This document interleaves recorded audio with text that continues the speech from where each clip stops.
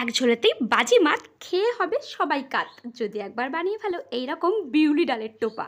গ্রাম বাংলার ঐতিহ্যবাহী রান্নার মধ্যে এটি একটি। আর এজন্য বেশি কিছু নয়, আগের দিন রাতে বিউলি ডালটাকে ভিজিয়ে রাখতে হবে। পরের দিন জল থেকে ছেঁকে তুলে ভালো করে বেটে নিতে হবে। এরপর স্বাদমতো লবণ দিয়ে ভালো করে ফেটিয়ে নেবো। আর তোমরা যে সমস্ত বন্ধুরা ভিডিওটা দেখছো তাদেরকে অসংখ্য ধন্যবাদ জানাই। এইভাবেই পাশে থেকো। দেখো একে একে এবার বড়াগুলোকে আমি তেলের মধ্যে দিয়ে ভেজে নিচ্ছি।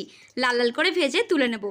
দাঁড়াও, এবার কড়াইতে তেল দিয়ে তেজপাতা, গোটা জিরে, শুকনো লঙ্কা আর কালো জিরে ফোড়ন দিয়ে তার মধ্যে কেটে রাখা আলু দিয়ে দেবো। স্বাদমতো লবণ আর হলুদ গুঁড়ো দিয়ে ভালো করে ভেজে নেবো।